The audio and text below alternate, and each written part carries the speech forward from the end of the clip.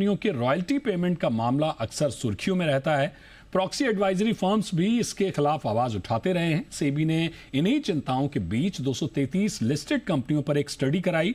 ये स्टडी कंपनियों के सालाना आंकड़ों पर आधारित है, जिसके मुताबिक 4 में से एक बार रिलेटेड पार्टीज को मुनाफे के 20% से अधिक का रॉयल्टी पेमेंट किया गया है।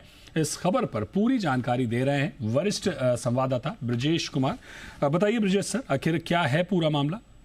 बिल्कुल, ये एक इंटरेस्टिंग स्टडी है और बार बार इस बात को लेकर सवाल उठ रहे थे कि जो रॉयल्टी पेमेंट है जो कंपनियां करती हैं, अक्सर ये रॉयल्टी पेमेंट या तो उनकी पेरेंट कंपनी को होती है या उनकी कोई किसी सहयोगी कंपनी को होती है, किसी रिलेटेड पार्टी को होती है।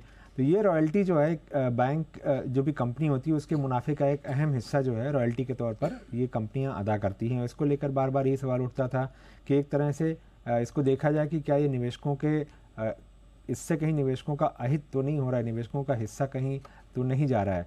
तो इसी को लेकर ये स्टडी की गई थी और 2013-14 से लेकर के 2023-24 के बीच जो है 233 कंपनियों ने कितनी सालाना आधार पर रॉयल्टी भरी है रिलेटेड पार्टीज़ को, तो इसको लेकर ये स्टडी थी। और ये स्टडी कहती है कि 4 में से एक बार रिलेटेड पार्टी को मुनाफे के 20% से ज़्यादा पेमेंट किया गया। 2 में से एक बार रॉयल्टी तो दी गई अपने रिलेटेड पार्टी को, लेकिन निवेशकों को डिविडेंड नहीं दिया गया या जितनी रॉयल्टी दी गई उतना डिविडेंड नहीं दिया गया। तो एक तरह से निवेशकों के लिए ये शायद उतना अच्छा नहीं रहा।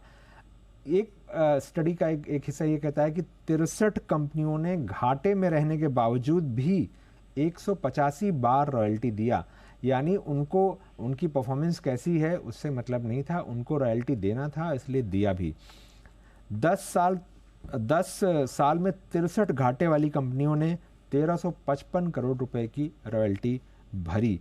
आंकड़े ये भी दिखाते हैं कि 18 कंपनियों का मुनाफा और टर्नओवर जहां 6 से 6.5% के बीच में उनका बढ़ रहा था, वहीं रॉयल्टी जो पेमेंट था उनका करीब 14.5% जो है वो बढ़ा था। तो ये स्टडी ये कहती है कि शायद ये रॉयल्टी पेमेंट का जो सिस्टम है इसको कहीं ना कहीं देखने की ज़रूरत है।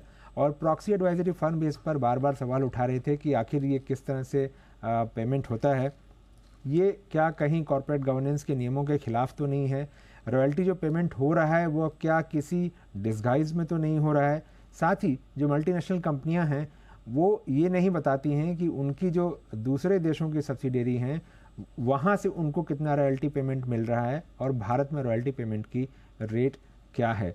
तो एक तरह से ये बड़ा एक मुद्दा था जिस पर आवाज़ें उठ रही थी और उसी चीज़ को देखते हुए सेबी ने स्टडी जो है किया है। बिल्कुल, बहुत शुक्रिया करेंगे सर आपका हमारे साथ जुड़ने के लिए और इस पूरी खबर को विस्तार से बताने के लिए।